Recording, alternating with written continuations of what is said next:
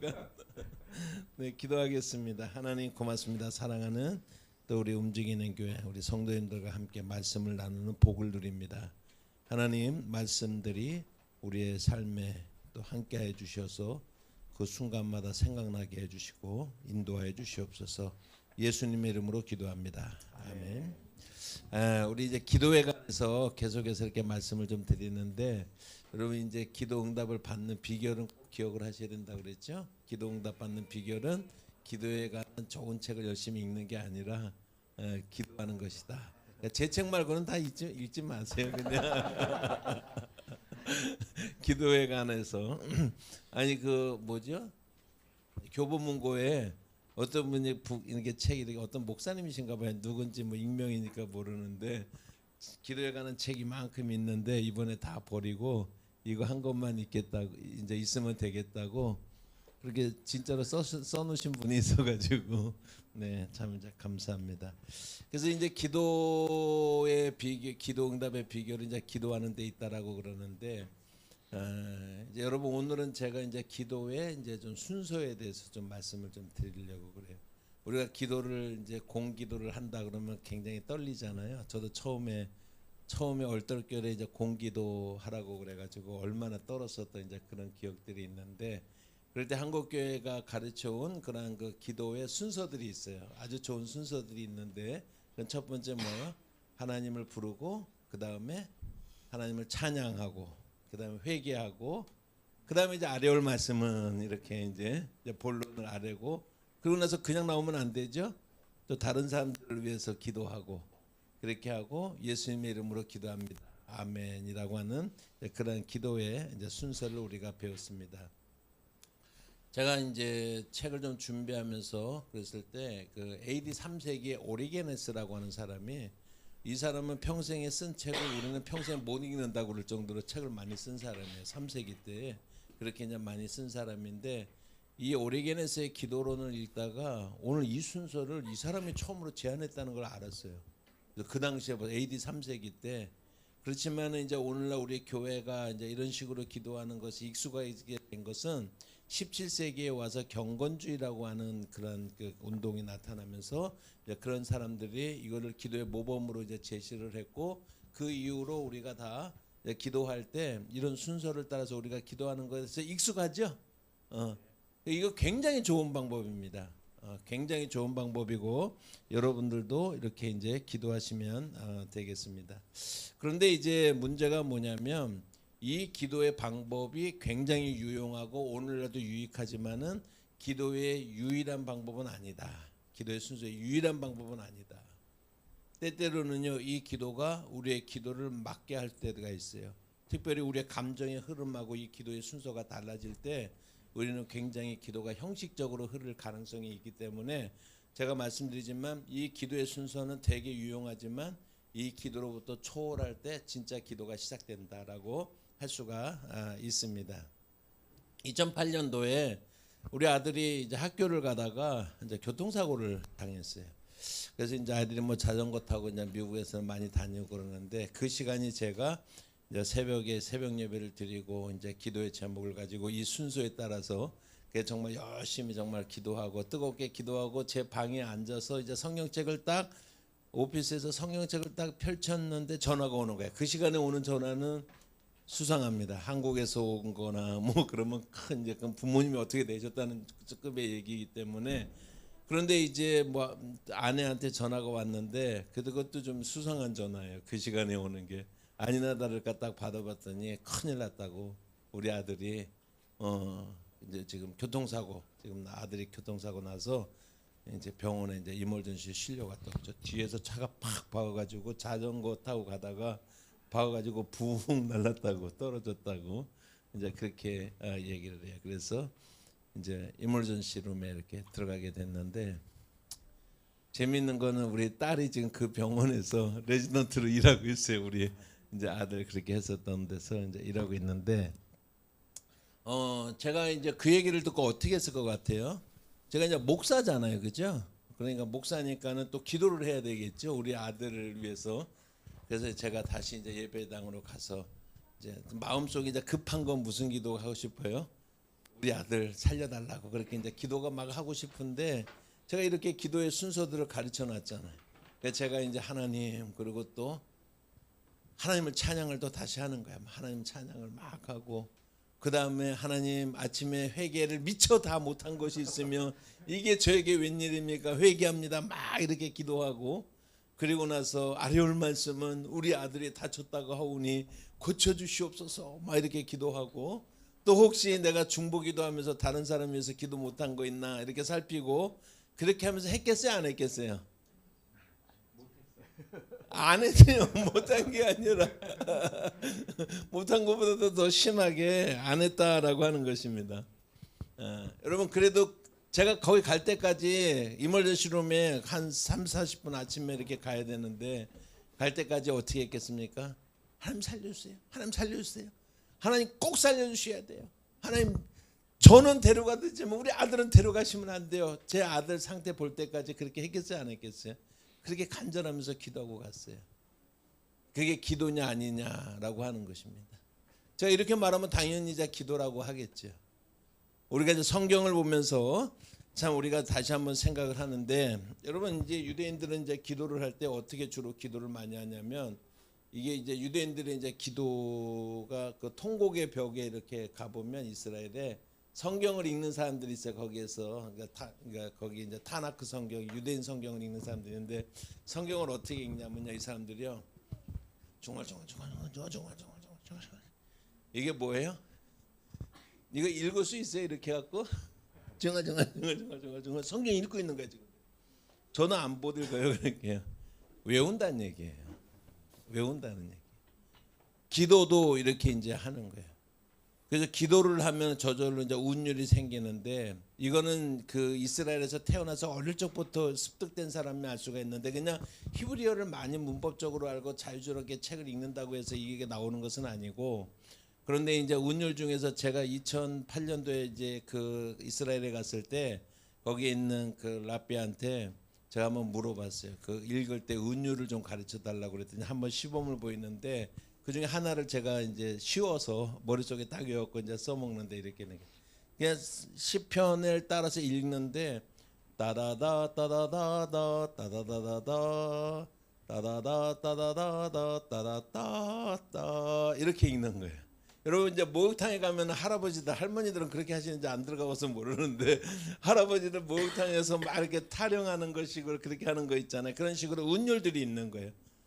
그래서 이것이 그대로 그 시편을 따라서 읽게 되면 그런 운율이 생기는데 이제 그 운율들을 우리가 이제 함께 생각을 하면서 이렇게 찬송을 하게 되거나 아니면 이제 우리가 같이 기도를 할 때 그런 이제 흐름들이 있다라고 하는 것을 우리가 좀 생각을 해야 돼. 그래서 여러분들이 정말로 기도를 많이 배우고 싶다 그러면 무조건 시편을 많이 읽어야 돼요.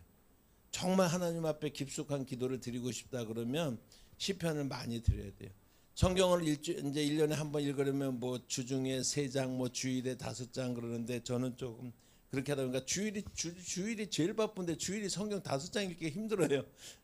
이 거꾸로 어떻게 됐으면 좋겠는데 제가 이제 말씀드리고 싶은 것은 뭐냐면 어떤 사람 이게 영적으로 좋은 습관인데 성경을 통독을 하는 이제 습관을 들이면서 그때마다 시편을 같이 읽어야 돼요. 시편은 따로 1년의 계획을 잡아놓고서 시편은 계속해서 2-3장씩 계속 읽어나가는 게 따로 이렇게 해가지고 그렇게 이제 읽어나가면 굉장히 도움이 된다라고 하는 것을 좀 말씀을 드립니다. 여러분들은 이제 다른 성경을 보시기 때문에 제가 PPT를 좀 준비해 왔는데 PPT를 한번 보시면 자 이렇게 합니다. 내 하나님이여 내 하나님이여 어찌 나를 버리셨나이까 어찌 나를 멀리하며 돕지 아니하시오며 내 신음소리를 듣지 않으시나이까 내 하나님이여 내가 낮에도 부르짖고 밤에도 잠잠하지 아니하오나 응답하지 아니하시나이다. 여러분 어떤 사람 기도를 시켰더니 오늘 우리 다행히 기도를 너무 잘 성숙되게 잘했는데 기도를 시켜놨더니요 이 사람이요 이렇게 얘기하는 것입니다. 첫 마디가 뭐예요? 기도의 첫 마디가 뭐예요? 하나님 어찌하여 나를 버리셨나이까. 이게 기도의 첫 마디. 이게 다 기도예요. 기도의 첫 마디가 어찌하여 나를 버리셨나이까. 아다 아나흐라 그러는데 How long이라고 하는 말이요. 1절과 2절에 얼마나 오랫동안 왜 나한테 내 음성에 듣지도 않으시고 내 말에 응답도 안 하시고 나에 상관도 안 하시고 이렇게 그러십니까? 라고 하는 그런 것들이 네 번이나 유명한 그런 이제 아나라고 하는 그런 그 이제 기도문이에요. 도대체 뭡니까 이게? 이게 기도의 중간 나중이 아니라 기도의 뭐라 그랬어요? 첫머리예요. 이거 기도회 아니에요. 그러니까 우리가 전통적으로 배워온 기도의 순서에 따르면은 이런 기도 드리면은 그 사람은 그 다음부터 공기도할 수 있는 자격을 얻겠어요, 모르겠어요, 못 얻겠어요. 이 우리 현실이라고 하는 거예요. 그러니까 굉장히 좋은 기도의 방법인데 그거가 너무나 익숙해서 다른 형태의 기도문을 우리가 대하다 보면은 낯설게 되고 또 때때로는 저게 무슨 기도야라고 하는 그런 생각도 들 수도 있다라고 하는 거예요. 그러나 이것이 지금 기도의 첫 번째 문장이다라고 하는 것을 우리가 좀 이해할 필요가 있습니다. 시편의 그 13편의 말씀을 우리가 봤지만 이런 것의 이제 압권이 시편 109편이에요. 109편을 한번 보시면 109편 1절부터 6절까지 말씀 보십시다. 109편 1절이에요. 그러니까 기도의 시작입니다. 지금요. 기도를 시작하는데 어떻게 기도가 하고 있어요? 내가 찬양하는 하나님이요. 이거 기도라고 생각하시고 내가 찬양하는 하나님이요 잠잠하지 마옵소서.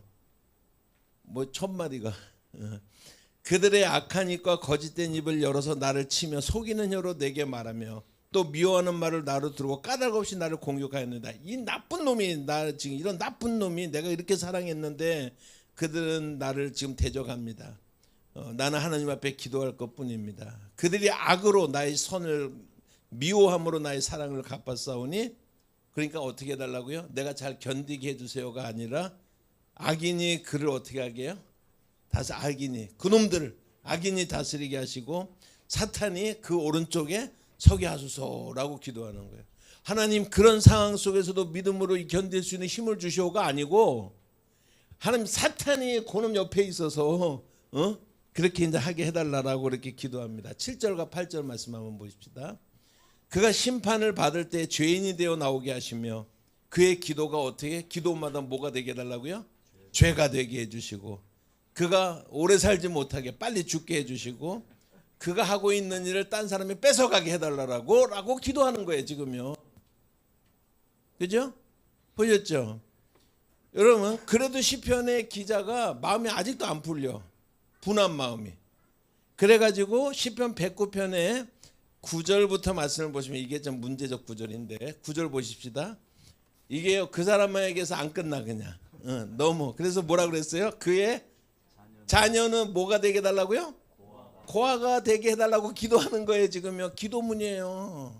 그의 자녀는 고아가 되게 하고 그의 아내는 뭐가 되게 하라고요?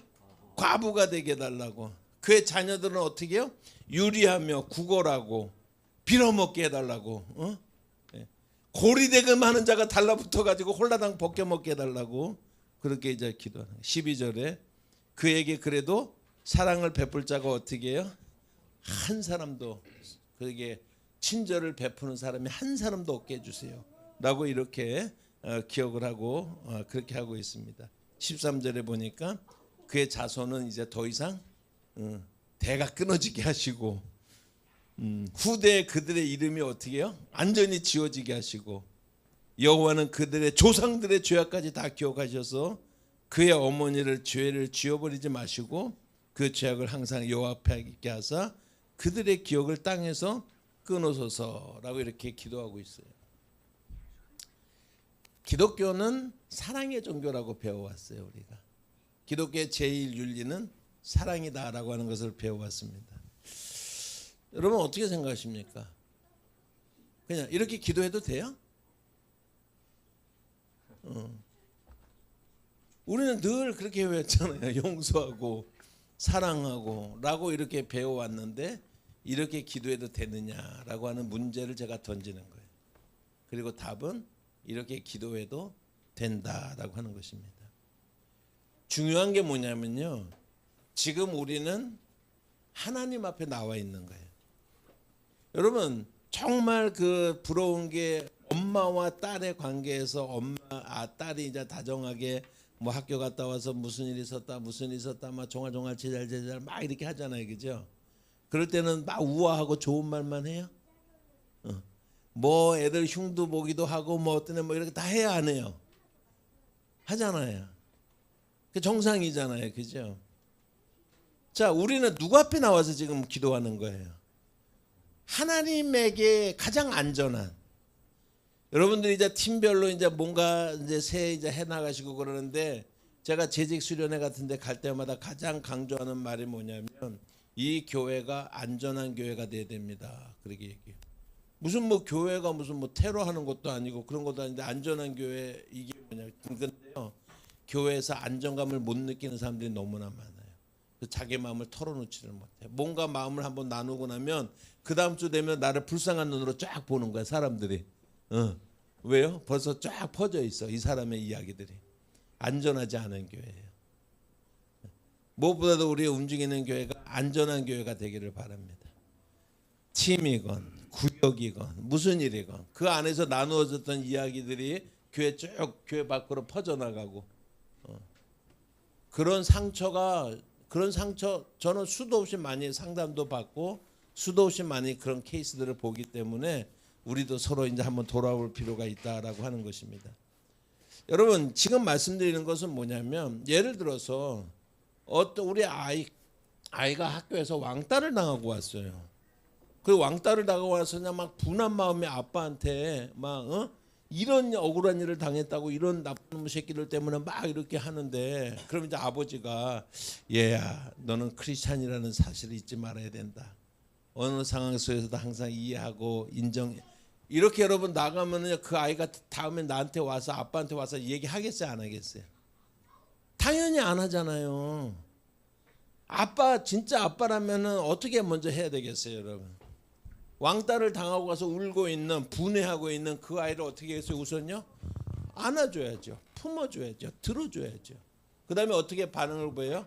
야, 너 좀 가만히 있어. 아빠가 도저히 못 찾겠다. 나 그놈의 새끼 와 그냥 막 너 가만히 있어봐. 너 그냥 딱 이렇게 되지 않겠어요? 여러분, 아들과 아빠 사이에 이 대화는 죄예요, 아니에요? 그게 아니고 마음을 토로하는 거예요, 지금요. 자녀의 아픈 마음을 지금 엄마에게 아빠에게 토로한다는 사실은 언제든지 이것을 올바른 길로 해결할 아직 기회가 있다는 거예요, 없다는 거예요? 아직 기회가 있다는 거예요. 진짜 사고 칠 아이들은 어떻게 해요? 아빠 엄마한테 말을 안 하고 있다가 어느 날 가서 그냥 이렇게 사고 치고 오는 거예요. 그러지 않습니까? 기도를 생각을 할 때 가장 중요한 것이 부모와 자녀의 관계 속에서 기도를, 좋은 부모와 좋은 자녀의 관계에서 기도를 생각하면 가장 좋은데, 내 마음에 지금요 분이 있고 화가 있고 억울한 일을 당했고 그렇게 하는데 하나님 앞에 괜찮사옵니다, 아직도 견딜만 하옵니다. 그러면 견뎌집니까? 그게 아니다라고 하는 거예요. 오히려 더 우리 마음속에 뭐가 있어요? 해결되지 않는 분노가 오히려 범죄나 다른 나쁜 방법이나 이런 방법으로 이렇게 폭발시키게 만드는 그런 힘으로 오히려 작용한다라고 하는 거예요. 그런 의미에서 기도라고 하는 것도 가장 중요한 것은 뭐냐면 하나님 앞에 내 마음을 토해내는 그런 기도를 우리가 마땅히 드려야 된다라고 하는 것이다. 그래서 그렇게 기도하는 게 죄가 아니라는 사실을 알아야 돼요. 그렇게 기도하는데. 그래서 중요한 게 이 순서를 따라서 중요한 것이 아니라 마음의 흐름을 따라서 기도하는 게 중요한 거예요. 제가 이번에 사회에서 밖에서 너무너무 감사하고 기쁜 일, 오랫동안 기도했던 일들이 이루어졌어요. 그러면 이 사람이 하나님 앞에 나와서 기도할 때 그 기도가 어떻게 출발하겠어요? 예? 그때요, 하나님 언제까지입니까? 이러는 사람은 미친 사람이잖아요. 그때는 마음의 흐름이 어떻게 가는 거예요? 감사로, 찬양으로 우리가 가는 것입니다. 그러니까 이제 기도의 순서가 도움을 주지만 그 순서에 매이지 않는, 그래서 기도의 자유함을 누리는, 그게 참된 기도가 하나님 앞에 될 수가 있다라고 하는 것입니다. 이렇게 시작한 그 기도문들일수록요, 성경을 마지막 부분을 여러분들이 보셔야 되는데, 제가 시편 13편 How long? 언제까지 하나님 침묵하시고 이렇게 시작했잖아요, 그죠? 거기에서 5절 6절 어떻게 기도가 끝나는지 한번 보시기 바랍니다. 나는 오직 주의 사랑을 의지하여 싸우니 나의 마음은 주의 구원을 기뻐하리이다. 내가 여호와를 찬송하리니 이는 주께서 내게 은덕을 베푸심이로다. 아이들이 부모에게 마음을 토하고서 한참 울고 나면 어떻게 됩니까? 진정이 되는 거죠. 하나님 앞에 우리의 심정을 그대로 갖고 나서 한참 토해내고 나면 그러면 그 다음에 어떻게 됩니까? 하나님의 위로가 있는 거예요. 하나님이 그 마음을 붙들어 주는 거예요. 그래서 기도가 오히려 찬송과 신뢰로 끝나는 거예요. 이 기도의 흐름이다라고 하는 것입니다. 시편 109편 우리 끔찍한 기도를 막 했잖아요. 그죠? 그렇게 하고 나서 마지막에 30절과 31절의 말씀 한번 같이 한번 읽어볼까요? 시작. 내가 입으로 여호와께 크게 감사하며 많은 사람 중에서 찬송하리니 그가 궁핍한 자의 오른손에 서사 그의 영혼을 심판하라 하는 자들에게서 구원하실 것이미로다 라고 끝나는 거예요. 기도. 그래서 우리가 하나님 앞에 나와서는 가장 중요한 것이 우리의 심중을 토하는, 우리의 심령을 토해내는 그러한 기도가 훈련이 돼야 되는 거예요. 그 기도가 좋은 기도예요. 그래야지 온전한 기도를 우리가 시작할 수가 있다라고 하는 것입니다. 여러분, 좋을 때는 기뻐하고 슬플 때는 하나님 앞에 나서 우는 거죠. 기쁠 때는 우리가 감사하고 분노의 감정을 하나님 앞에 쏟아내고 이렇게 하는 것이 그것이 기도의 본래적 모습이다라고 하는 것입니다. 그래서 시편 62편 8절의 말씀을 보면 뭐라고 말씀합니까? 백성들아 시시로 그를 의지하고 그 앞에 뭘 하라 그랬어요? 마음을 토해내라 라고 하는 거예요. 하나님 앞에 마음을 토해내지 않으면, 내 아빠 대신 그분에게 마음을 토해내지 않으면 우리가 어디 가서 우리의 자화상이 일그러지거나 우리의 인성이 일그러지거나 토해낼 데가 없잖아요. 누구한테 쏟아내겠어요? 그러나 우리 하나님은 우리의 모든 마음을 받으시는 분이시기도 하시고 또 우리의 모든 마음을 하나님 앞에 토해내도 안전한 분이다라고 하는 거예요. 그래서 분노가 치미는데 괜찮은 척하지 말라는 거예요. 여러분, 하나님 앞에 가식하지 말고 우리의 마음을 그대로 가지고 나와서 하나님 앞에 기도하는 여러분이 되시기를 축복합니다. 제가 미국에서 처음에 92년도에 갔는데 아내하고 아들 1살 이렇게 해갖고 갔는데 아무것도 없었어요. 진짜 너무너무 없었어요. 저는 이제 한국에서 중3 때 교회 나가갖고 그 교회에서 제가 대학부 3명 나오던 대학부 150명으로 키웠었거든요. 그리고 신학교 갔는데 발표 나기 전에 우리 담임 목사님이 성가대에 앉아 있는데 송구영신 예배 때 전도사로 임명해갖고 다른 교회 한 번도 가보지 못하고 그리고 이제 간다는 생각도 하지 않고 그 교회에서 전도사 생활을 하고 강도사 되고 나서 내가 미국 갈 때 그 교회로부터 이제 나와서 미국을 갔어요. 근데 미국을 가서 보니까 한 3, 4년 있다가 장학금 받아서 공부하는 사람들이 너무 많은 거예요. 그때 나 알았어요. 이거 뭐지? 라고 하는 것을 그때 이제 알았어요. 얼마나 힘들기도 하고 뭐 힘든 건 뭐 제가 육체적으로는 건강하니까 그런 거는 없었지만은 정말 아무의 도움을 받지 못하고 제가 가지고 있는 것도 없기 때문에 열심히 이렇게 뚜리잡 뛰고 막 이렇게 하면서 이제 먹고 살았었거든요. 그런 상태에서 어느 날 그래도 이제 귀는 좀 트여야겠다 그래가지고 처음에 가서 이제 미국 교회를 이렇게 찾아다니고 있었는데 뭐 귀에 뭐 설교가 잘 안 들리죠. 당연히 안 들리는데 근데요 그때 제 마음에 진짜 저 마음을 이렇게 타치한 그런 그 말이 하나 있는데 그 목사님이 그런 말씀을 하시더라고요. Come as you are 이라고 그래요. Come as you are. 그 말이 딱 들리더라고요. 그러니까 우리가 하나님 앞에 나올 때 그냥 당신의 모습 있는 그대로 가지고 하나님 앞에 나오라는 뜻이에요. 분노의 감정이 있으면 분노의 감정을 가지고 나오는 것이고 감사의 감정이 있으면 감사의 감정을 나오는 것이고 가식하거나 아닌 척하거나 외식하거나 이렇게 하지 말고 우리 주님은 우리가 여러분 있는 그 모습 그대로 나오시기를 원하시는 분이라. 얼마나 위로가 됐는지 몰라요. 그때 그러한 그 이야기를 들으면서 그렇습니다. 우리는 하나님 앞에 우리의 마음을 그대로 가지고 나오는 거예요. 우리의 모습 그대로 가지고 나가는 거예요. 여러분 사람들 앞에서는 가식이 필요하지만 하나님 앞에서는 가식할 것이 없다라고 하는 것입니다. 그래서 이 기도의 그 자유로움이라고 하는 것이 그 하나님의 그 사랑하심 앞에 하나님의 우리를 향하신 그 진지한 그런 마음속에 진지하게 우리를 받아주시는 그 하나님 앞에 우리가 나가서 기도하는 것이다 라고 하는 사실을 여러분들이 꼭 잊지 마시고 이렇게 기도해도 된다. 아멘입니까? 네, 이렇게 기도하면 되는 거예요. 한이 많은 우리 여성분들이 주로 아멘 하시고 남성분들은 아무 말도 안 하시네. 그냥 하는 소리지만 저런 시들을 성경에서 애통시라고 그래요. 탄식시. 또 때때로 어떤 것들은 저주시. 시편 109편 같은 경우는 저주시다라고 이렇게 이야기를 합니다. 여러분 우리 신앙생활을 하면서 굉장히 중요한 감정이 뭐냐면요. 하나님 부재에 대한 느낌이에요. 그래서 하나님 부재에 대한 신학도 있어요. 하나님이 항상 우리가 말씀할 때마다 응답해 주시고 금방 반응해 주시고 그러시는 분 같아요. 정말 우리가 정말 아무한테도 토로할 수 없는 깊은 슬픔이 있고 어려움이 있고 아픔이 있을 때 우리가 하나님 앞에 딱 서려고 그러면 막막하고 그조차 서지지가 않는데 그때 느껴지는 감정이 뭐냐면 하나님의 부재라고 하는 거예요. 하나님의 부재를 이해를 해야 되는 거예요.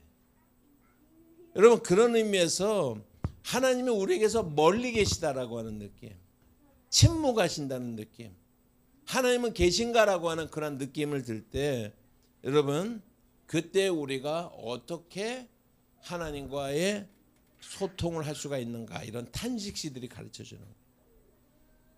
이 탄식시들이 우리를 하나님과의 하나님의 부재의 그러한 느낌 속에서 하나님께로 우리를 인도하시는 하나님께서 우리에게 배워주시는 가르쳐주시는 그런 기도문이다라고 하는 것입니다. 그래서 이런 탄식시들을 볼 때마다 우리도 그 마음속에 젖어 들어가는 거예요.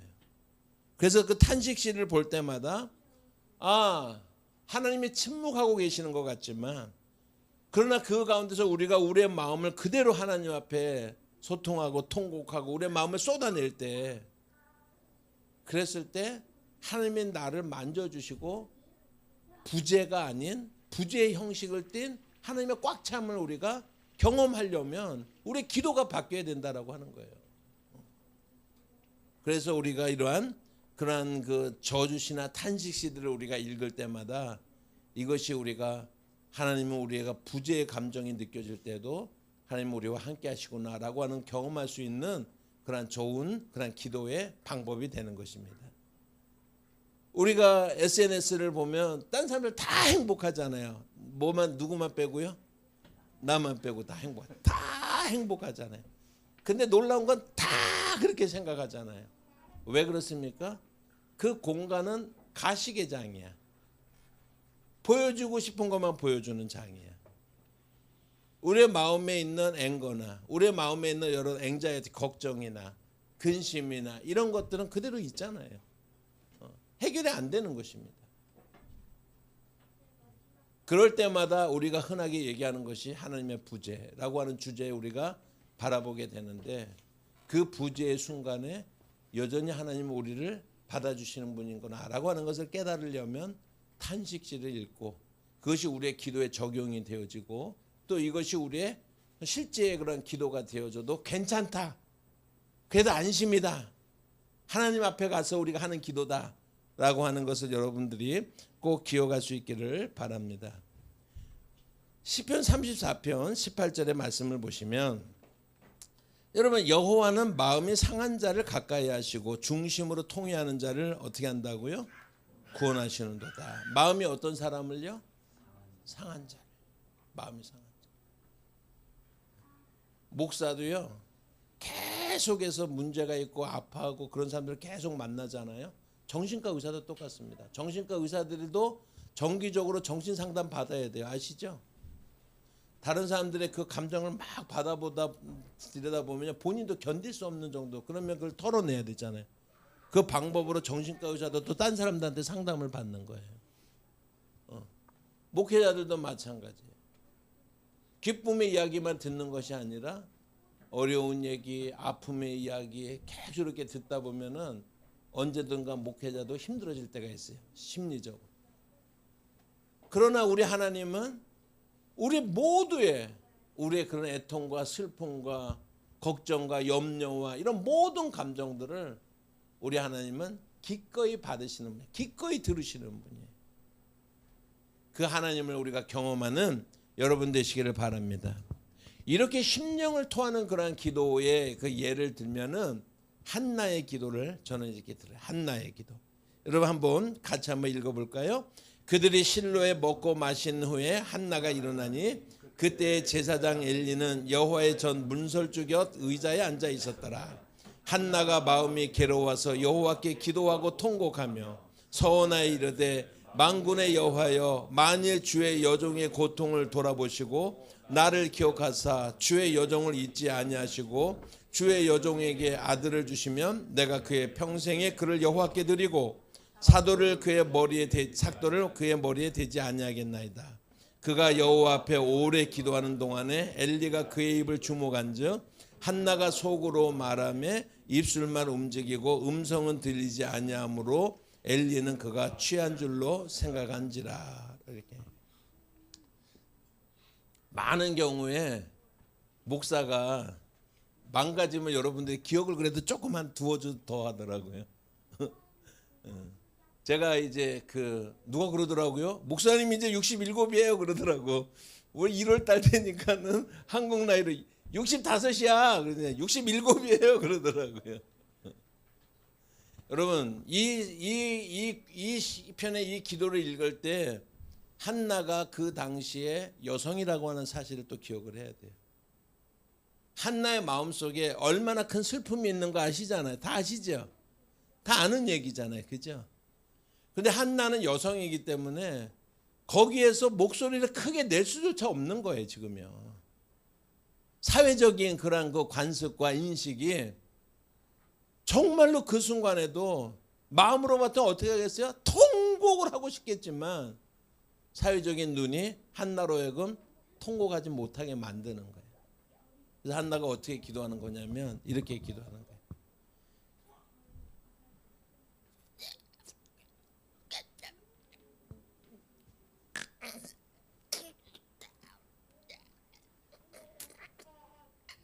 이렇게 기도하는 거예요.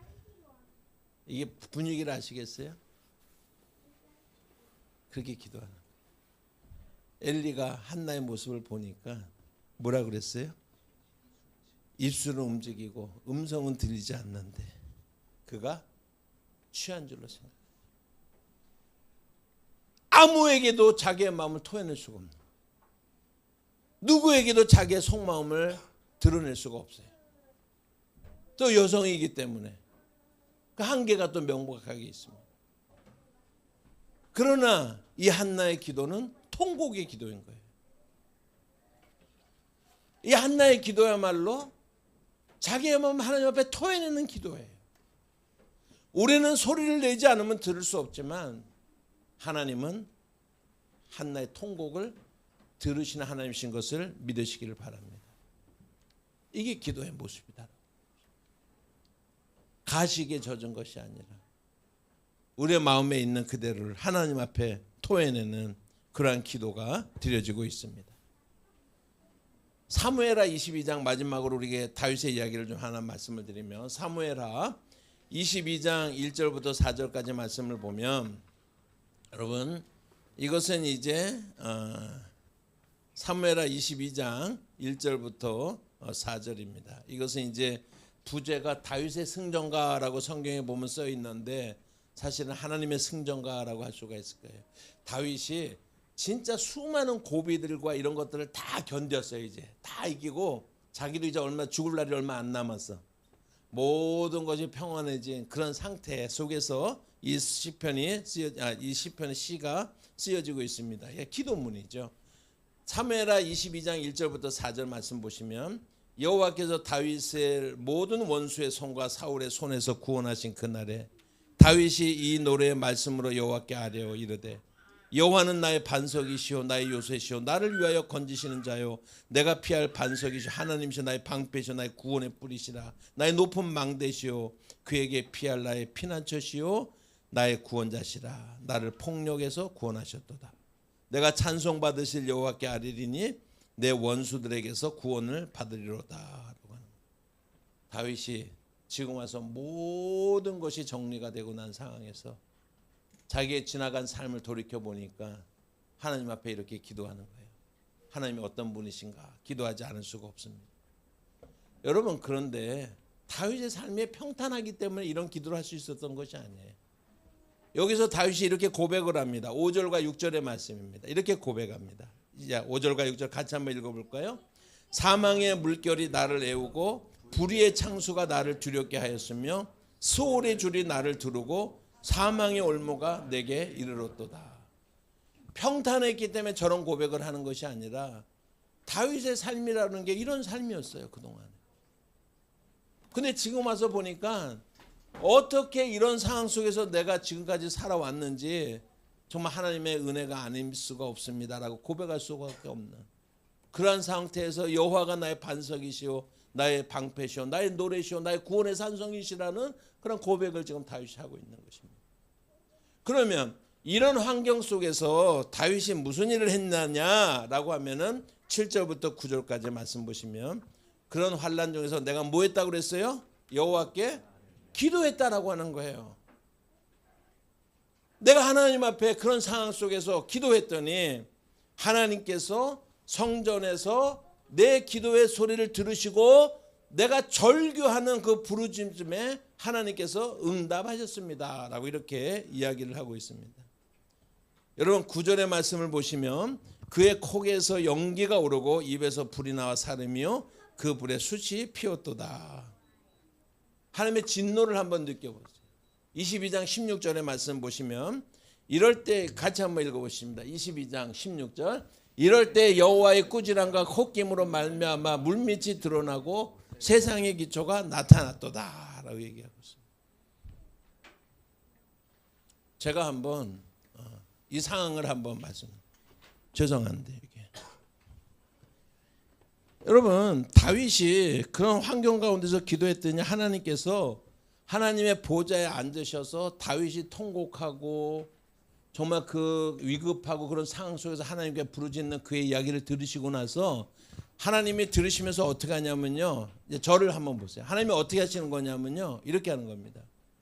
어떤 놈이야!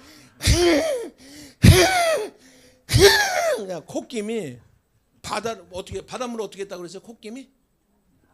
바닷물이 밑까지 바닥까지 다 드러났어요.